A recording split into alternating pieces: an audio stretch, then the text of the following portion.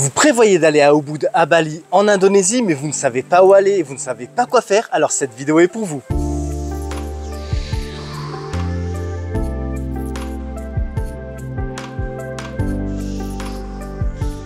Salut les amis, c'est Monsieur Puss et dans cette vidéo, je vais vous donner un itinéraire complet sur 2 jours à Ubud à Bali en mêlant des lieux connus, mais également des endroits bien moins populaires pour les touristes, mais qui valent vraiment le détour. Et sans plus attendre, on commence directement aux rizières de Tegalaling. Les rizières de Tegalaling, c'est ces rizières au paysage de cartes postales, aux formes déroutantes, sans aucune géométrie, et c'est ce qui les rend si belles. Ces spectaculaires cultures en escalier sont même classées comme site du patrimoine mondial par l'UNESCO. Vous pouvez vous balader au cœur de ces rizières pour encore plus les apprécier et vous dépayser. Et en vous y promenant, vous pouvez aussi observer le quotidien des locaux ou encore aller voir le petit temple au plus haut de ces chanderies. En bref, n'hésitez pas à vous perdre entre guillemets sur les sentiers qui sillonnent ces lieux incontournables. Et pour info, l'entrée coûte 10 000 roupias, soit 60 centimes d'euros. Maintenant, pourquoi j'ai choisi les rizières de Tegalaling pour commencer cette journée alors qu'il y a plein de rizières à Ubud? Tout simplement parce que d'une, elles sont vraiment de toute beauté, mais c'est vraiment un endroit magnifique. Et de deux, ce sont des rizières aménagées, c'est-à-dire que vous avez plein de sentiers qui sont faciles à se balader, à se promener dans les rizières. Vous avez plein d'endroits avec des dalles, ou sinon quand il n'y a pas de dalles, c'est des endroits assez larges. Alors tout est relatif, hein, on est dans des rizières, mais voilà, ça reste assez large, plus que des rizières normales, où vous avez vraiment un tout petit passage, ça peut être souvent boueux. Ici non, c'est très rarement boueux, à part si vraiment il a beaucoup plu. Vous avez les dalles, ça vraiment ça vous change la vie, vous pouvez même venir en famille avec des enfants de 5, 6, 7, 8 ans, ce sera relativement facile aussi pour eux. Maintenant, moi je suis venu à 8h15, il n'y avait personne. Là il est 10h passées, ça commence à se remplir, mais ça va, c'est pas non plus blindé. Donc si vous venez tôt, voilà, il n'y aura pratiquement personne. Si vous venez plus tard, au plus tard vous venez, au plus il y aura du monde, mais ce n'est pas non plus dramatique, c'est quand même assez grand, il y a pas mal de chemins. En plus il y a plein d'indications sur les chemins, à chaque fois vous avez un petit panneau où il y a écrit les rizières, le trekking, tous les trucs comme ça, donc ça vous aide à vous guider. Franchement, vous ne pouvez pas vous perdre. Vous pouvez pas vous perdre et vous pouvez passer aussi bien 45 minutes comme 2 heures, vous allez adorer. Vous allez voir, quand vous allez venir ici, il y a de fortes chances qu'il fasse chaud et surtout qu'il fasse humide. Donc après votre balade dans les rizières, choisissez un café le long de la route, c'est clairement pas ce qui manque, mais choisissez-en un avec une belle vue sur les rizières.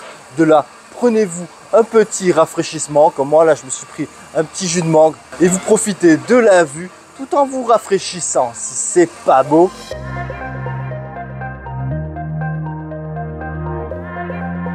Quand vous comptez le trajet, la balade dans les rizières, le rafraîchissement avec la vue, il faut plus ou moins 2h30. Et donc, avant de vous montrer où on va déjeuner, je vais vous faire visiter l'hôtel où je séjourne pour 2 nuits. Vous allez voir, franchement, c'est super génial.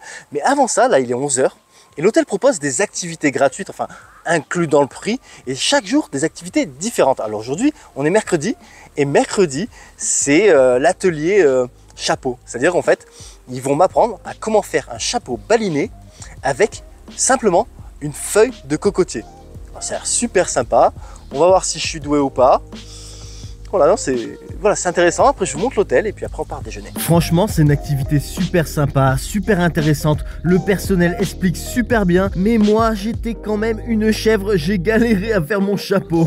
Ceci fait, je vous présente maintenant l'hôtel où j'ai séjourné et il s'appelle The Son of Granary. Ici, je suis resté dans une superbe, spacieuse et confortable villa avec un lit double sur lequel se trouve une jolie offrande balinaise. Là, c'est le coin bureau où on retrouve entre autres une corbeille de fruits et une machine à café. Coup d'œil à la salle de bain avec 2 lavabos, c'est bien, ça évite les disputes. Vous avez aussi la douche tropicale, d'ailleurs j'adore le mur en pierre derrière. Et là vous avez une baignoire énorme taillée d'une pièce d'un bloc de granit. Puis important, on y trouve aussi les indispensables peignoirs de beau gosse. Ensuite vous avez une petite terrasse sympa avec les plantes autour. Mais le meilleur c'est que vous avez une piscine privée. Oui, elle fait partie de la petite villa, c'est rien que pour vous. Et dans cette villa, vous avez aussi une bouteille de vin rouge inclus dans le prix. Vous avez également 30 minutes de massage inclus dans le prix et on vous accueille avec un rafraîchissement de bienvenue. Et tout ça, ça m'a coûté 149 € la nuit. Je trouve que c'est un super rapport qualité-prix. Donc si comme moi vous désirez séjourner à cet hôtel, je vous mets un lien en description qui vous permettra de réserver vos nuits au meilleur prix. Après 15 minutes de route depuis l'hôtel, et d'ailleurs quelle route magnifique, vous allez traverser des rizières.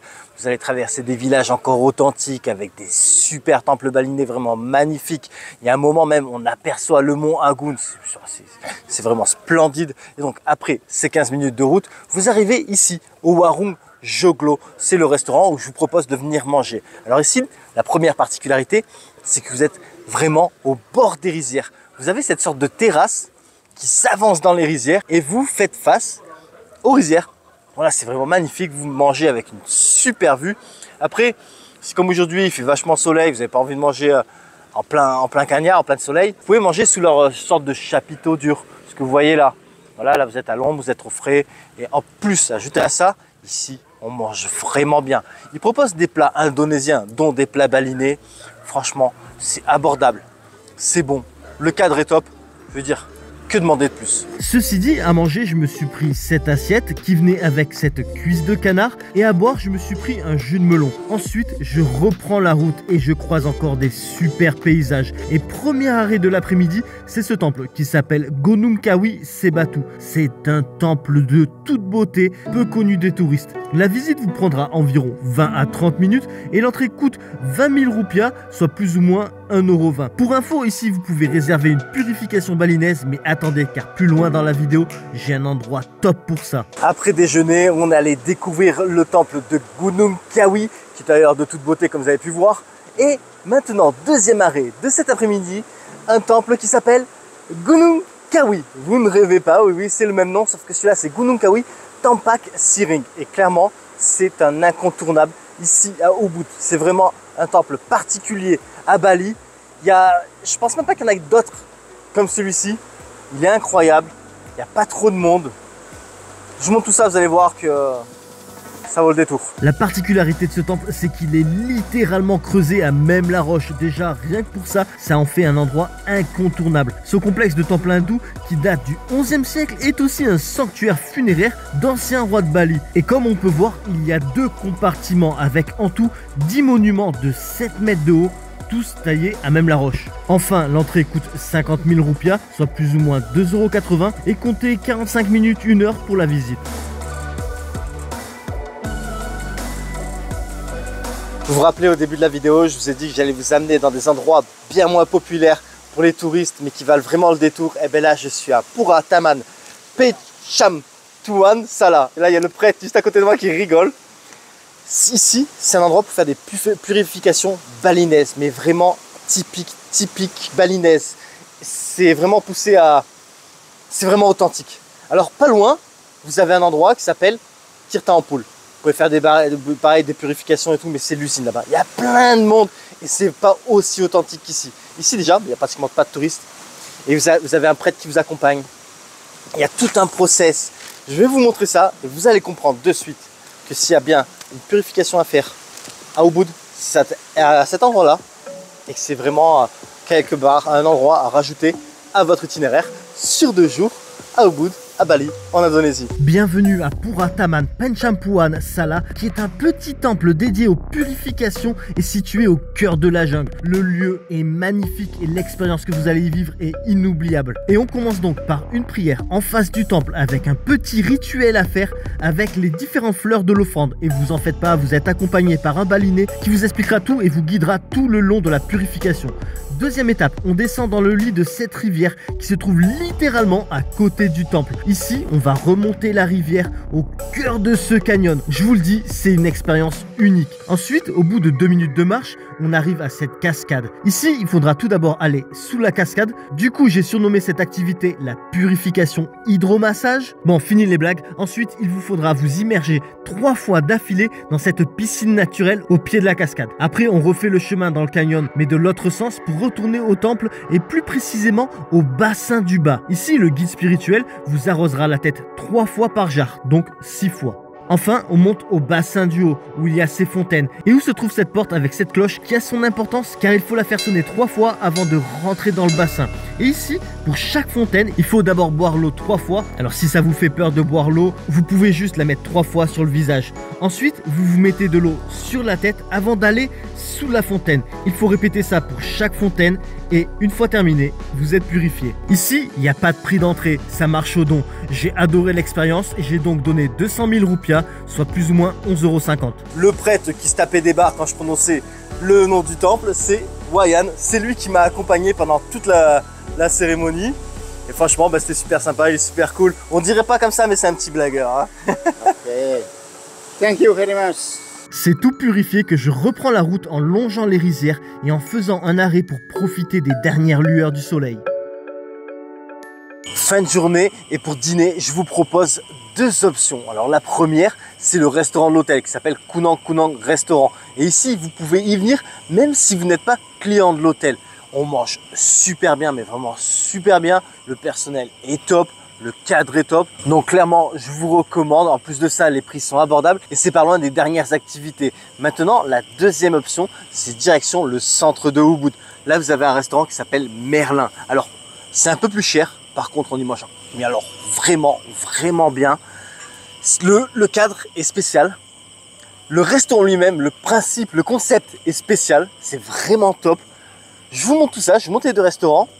Je vous donne des explications et vous allez voir que c'est deux restos vraiment différents, mais les deux valent le coup. Peu importe l'option que vous prenez, les deux valent le coup. Le premier restaurant, qui s'appelle Kunang Kunang Restaurant, sert des super bons plats indonésiens, mais également de très bons cocktails. Option 2, c'est Merlin, dans le centre de Ubud. Déjà, regardez, ça fait un peu restaurant caché, j'adore le concept. Ensuite, dans la salle du bas, vous êtes assis à même le sol et j'adore la déco. Ça n'a rien de baliné, mais j'aime bien. Si vous désirez vous asseoir à une table normale, vous pouvez aller à l'étage, là où se trouve leur magnifique dôme superbe. Maintenant, voici le principe. On va vous présenter plusieurs cartes et il va falloir en choisir 3, une de chaque couleur. Et ces cartes représentent un plat dans le menu. Ne vous en faites pas, si vous n'aimez pas les plats sur lesquels vous êtes tombé, vous pouvez toujours changer. Moi, j'ai joué le jeu et je suis tombé sur un bakso qui est une soupe indonésienne. Ensuite, j'ai eu cette pièce de poitrine de porc qui était tout simplement divin. Et en dessert, j'ai eu ce gâteau qui était pas mal.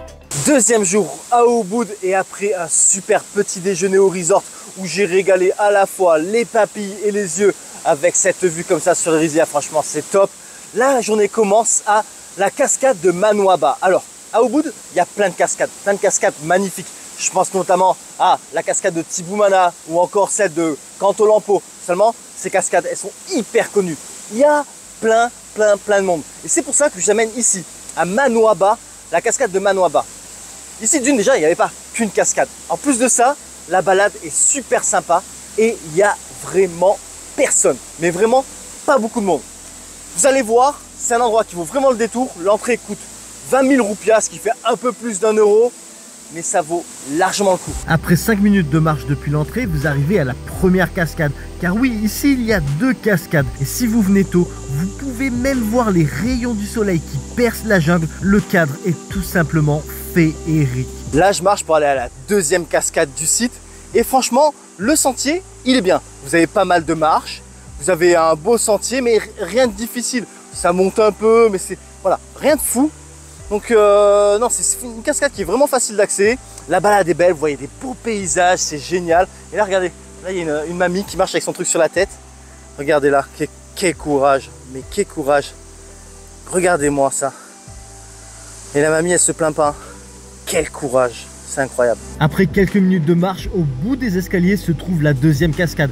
Pas forcément plus haute, mais au débit bien plus élevé et toujours dans un cadre magnifique, avec ses roches noires et la végétation verdoyante. Encore une fois, en venant relativement tôt, il devait être 9h30, vous voyez les rayons de soleil percer la jungle depuis le canyon. Car oui, il y a un canyon creusé par le lit de la rivière. Et pour compléter la boucle de cette randonnée, vous allez devoir le traverser. Il fait 150 mètres à tout casser. Et au pire des cas, vous avez l'eau à mi-mollet, c'est pas profond quoi. Ce qui est génial avec cette balade, c'est que c'est une boucle. C'est-à-dire, au début, vous allez arriver à la première cascade, ensuite la deuxième cascade, ensuite le passage dans le canyon, et à la fin, vous arrivez au cœur des rizières. Mais vraiment, c'est de toute beauté. Ces rizières en terrasse comme ça, en plus là, c'est vert, c'est trop beau.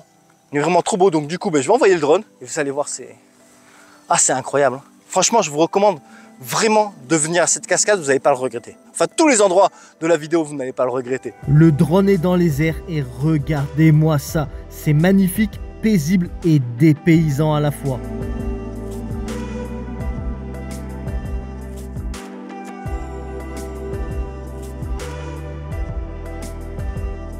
Avant d'aller à la prochaine destination, je fais une petite aparté pour vous dire que j'ai écrit un e-book guide voyage à Bali de plus de 200 pages dans lequel vous allez retrouver tout un tas d'itinéraires sur une semaine, 2 semaines, 3 semaines, 4 semaines. Vous allez aussi retrouver toutes les destinations sur l'île en détail, c'est-à-dire les choses à faire et à voir, tout un tas d'hôtels pour tout type de budget, les endroits où manger, ou boire un café. Franchement, ce e-book sera clairement votre meilleur compagnon pour votre prochain voyage à Bali. Maintenant, si vous désirez vous le procurer, c'est simple. Vous allez sur mon site internet www.monsieurpuss.com où vous cliquez sur le lien que je vous mets en description. Ça vous amène directement sur la fenêtre du e-book Bali et en moins de 2 minutes, vous avez votre meilleur ami pour votre prochain voyage à Bali en Indonésie. Allez, on reprend la route pour aller plus au sud de Ubud, plus exactement au temple Goa Gajah, traduisé par le temple de la grotte de l'éléphant. La première particularité de ce temple, c'est cette entrée en forme de tête de monstre. C'est l'entrée de la fameuse grotte de l'éléphant où de nombreux balinais viennent prier. Et donc, voici notre éléphant, du moins sa statue, située à gauche au fond de la grotte. Au centre, vous avez ces morceaux de statue cassés. Et au fond à droite, il y a ces 3 pierres arrondies. En plus de la grotte, ne manquez pas de visiter le reste du complexe hindou, qui est magnifique. Pour info, l'entrée coûte 50 000 roupias, soit plus ou moins 2,80 € et comptez 45 minutes à 1 heure pour la visite, car vous pouvez descendre jusqu'à la cascade en bas du temple. Vous trouverez d'ailleurs des restes d'un ancien temple taillé à même la pierre et qui s'est écroulé il y a bien longtemps des suites d'un tremblement de terre. Enfin, vous pouvez également voir la deuxième particularité de ce temple, qui est ce temple bouddhiste, c'est-à-dire il y a un côté du temple qui est hindou et de l'autre côté, vous avez une partie bouddhiste. Puis, comme pour chaque temple, il vous faudra porter un sarung qui vous sera fourni à l'entrée.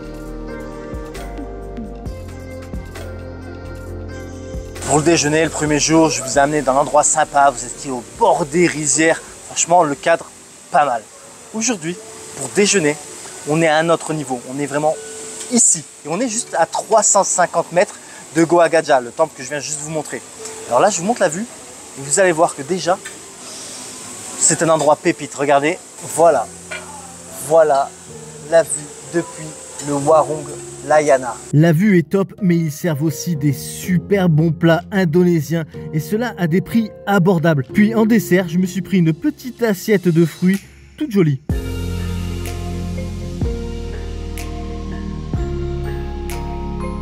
Après avoir déjeuné, direction la fameuse Monkey Forest, dont l'entrée coûte 80 000 roupias, soit plus ou moins 4,50 €. Ici, comme son nom l'indique, vous avez des singes, beaucoup de singes. Il y en a plus de 600 en liberté dans la Monkey Forest. Vous allez voir, il y en a de partout, mais partout. Et pour rappel, le singe n'est pas le meilleur ami de l'homme. Ne les embêtez pas et ne les touchez pas, car sinon, ils risquent de vous mordre. Bon, après, j'avoue qu'il y en a des très mignons et que c'est rigolo à les regarder. Ici, la maltraitance des enfants, c'est pas un problème. Enfin, dans la Monkey Forest, il y a aussi de jolis temples hindous, mais aussi pas mal de statues, mais vraiment pas mal de statues, avec souvent des singes dessus. Vous avez aussi un bassin pour les purifications et le fameux figuier étrangleur de la Monkey Forest, qui est énorme. Ils ont d'ailleurs même fait une coupe pour qu'on puisse le traverser. Et enfin, si vous avez un peu de chance, vous pouvez même voir un spectacle instrumental balinais. La visite de la Monkey Forest, ça va vous prendre entre 1 heure et 3 heures. Ça dépend du rythme que vous prenez pour tout visiter. Si vous regardez les singes, les temples et tout ça. Donc voilà, pour profiter.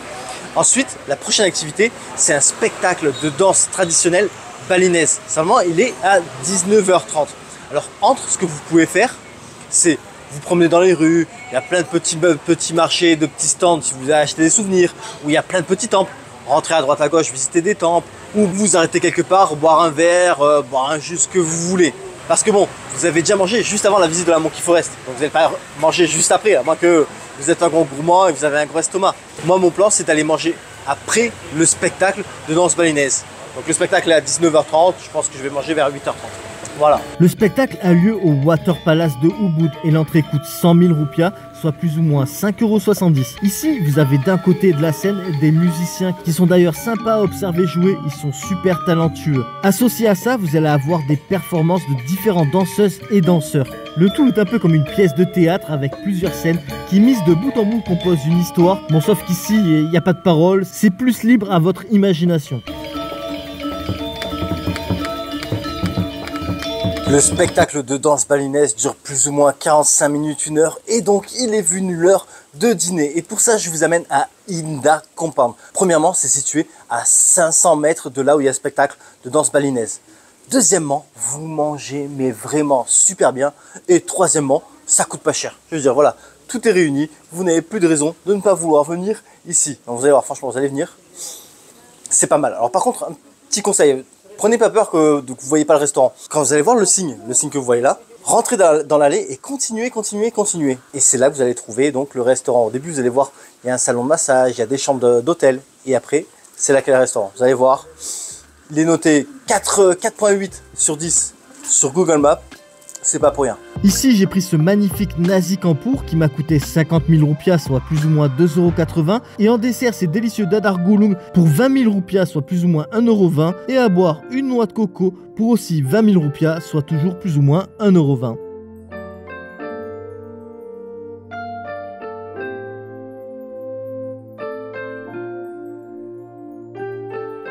Et voilà les amis, c'est la fin de cette vidéo. J'espère qu'elle vous sera utile pour votre prochain séjour à Ubud, à Bali, en Indonésie. D'ailleurs, si elle vous a plu, n'hésitez pas à mettre un j'aime. Et ceci dit, les aventures en Indonésie continuent, les aventures en Asie continuent. Donc si vous désirez ne rien manquer, n'hésitez pas à vous abonner. Et je vous dis donc à la prochaine sur ma chaîne La Bisette. Mouah!